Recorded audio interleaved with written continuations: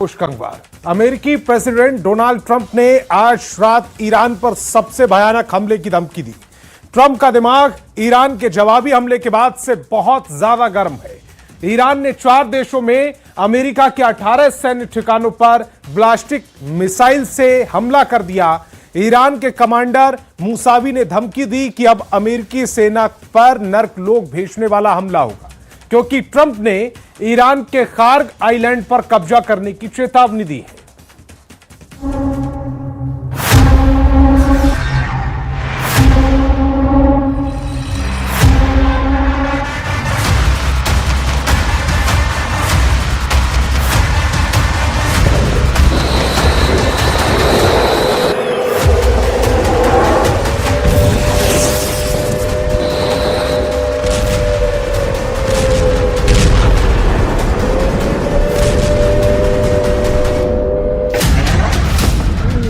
America के Apache helicopter की मौत ने फिर युद्ध भड़का दिया।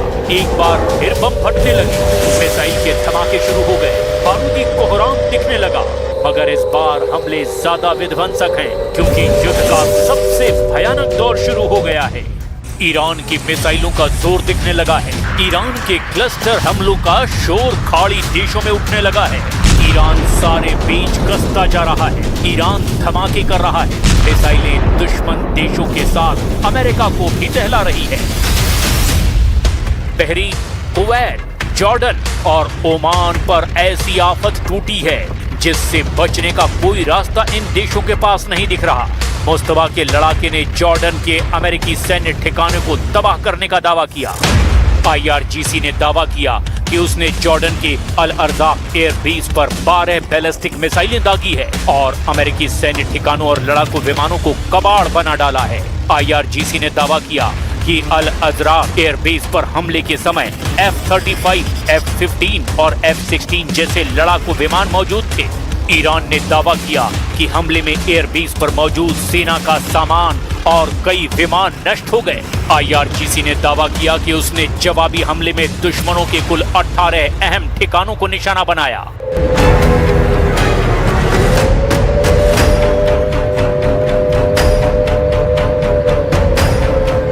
ईरान की बैलिस्टिक मिसाइलें जॉर्डन पर कहर बनकर टूट रही हैं।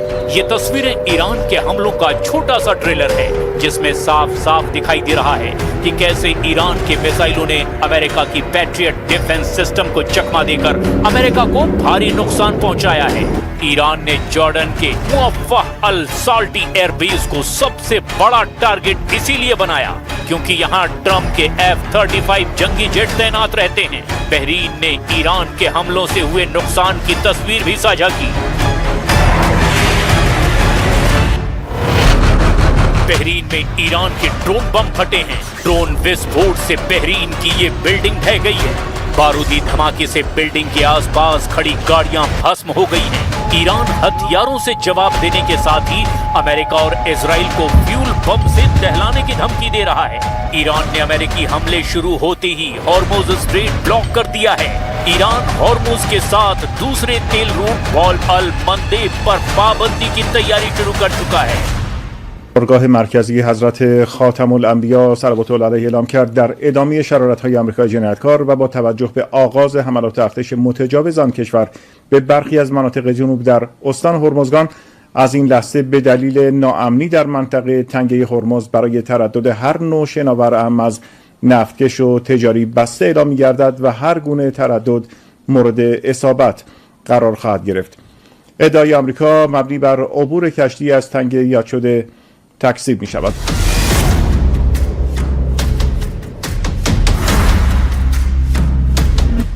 ईरान का गुस्सा ट्रंप के बयान बढ़ा रहे हैं। इजराइल की धमकियां तेहरान को टेंशन दे रही है। सुप्रीम लीडर मुस्तफा ने एक के बदले 100 धमाकों का आदेश दे दिया है, क्योंकि अमेरिका ने ईरान पर 49 टॉमहॉक मिसाइलों से ताबड़तोड़ हमले किए हैं। सेंटकॉम के मुताबिक ये हमले बंदर अब्बास, केशम द्वीप, सीरिक, मीनार और तेहरान के पश्चिम में करज इलाके में किए गए। अमेरिका के निशाने पर ईरान के सैन्य communication network, air defence system, radar sites और निगरानी ठिकाने हैं।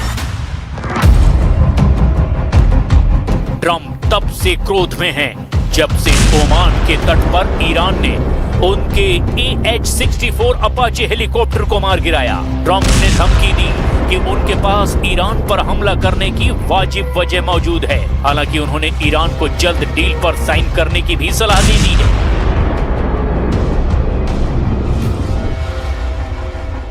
Based on the helicopter, I guess we have the right to do that. You know, they shot down a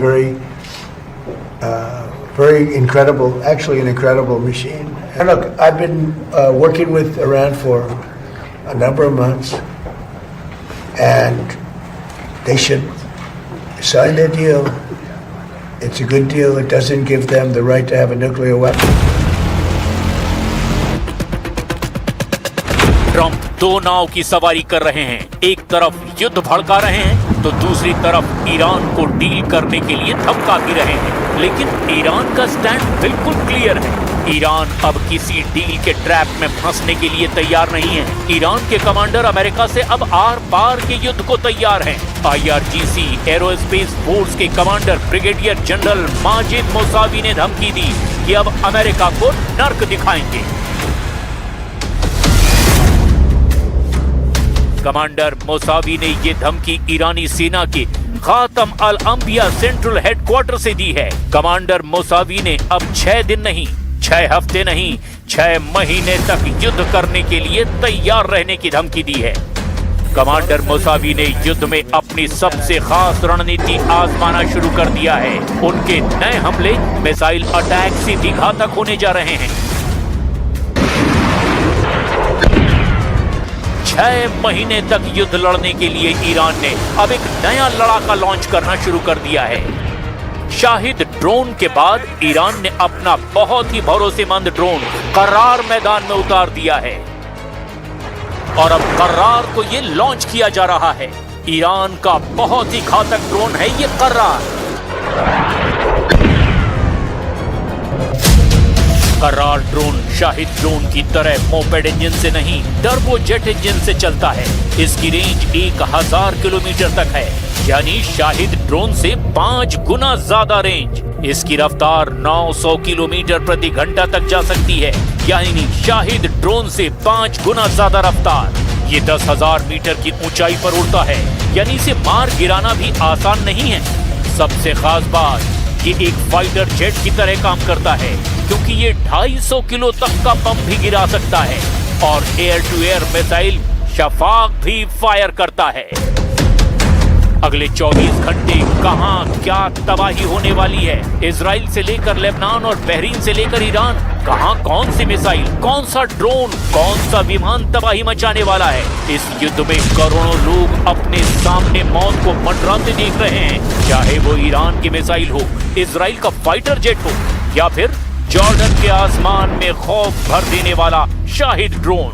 Trump पर मुस्तफा खामनेई की टक्कर में पश्चिम एशिया के अंदर एक और नया मोर्चा खुलने जा रहा है।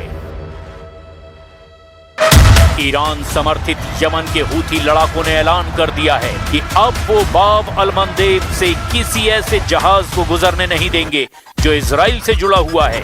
قامت القوات المسلحة اليمنية بإطلاق دفعة صاروخية استهدفت أهدافا حساسة للعدو الإسرائيلي في منطقة يافا المحتلة وقد حققت أهدافها بنجاح بفضل الله।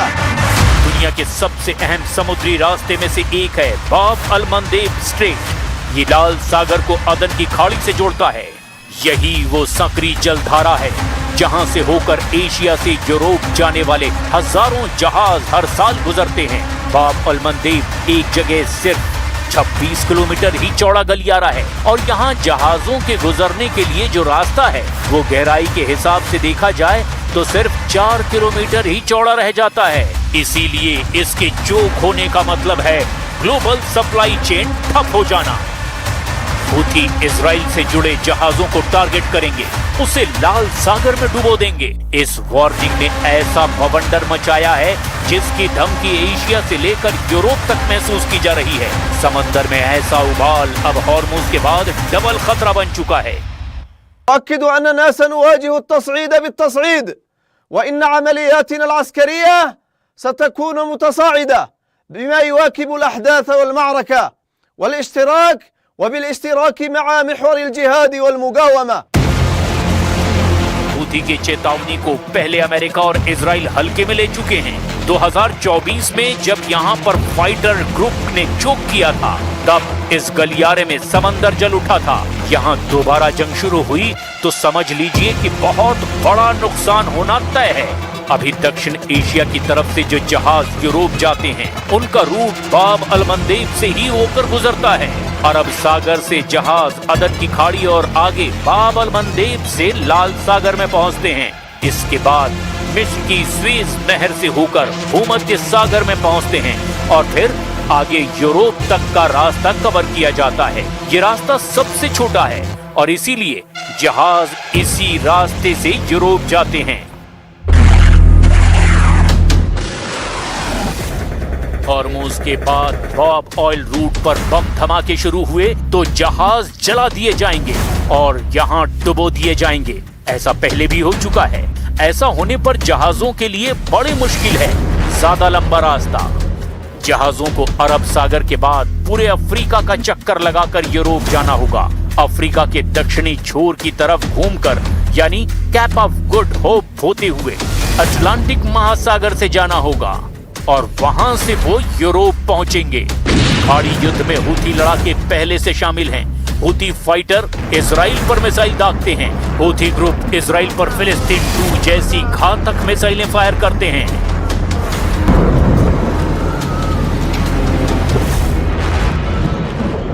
العدو الإسرائيلي في البحر الأحمر، ونعتبر أن كل تحركات العدو أصبحت هدفا عسكريا لقواتنا المسلحة.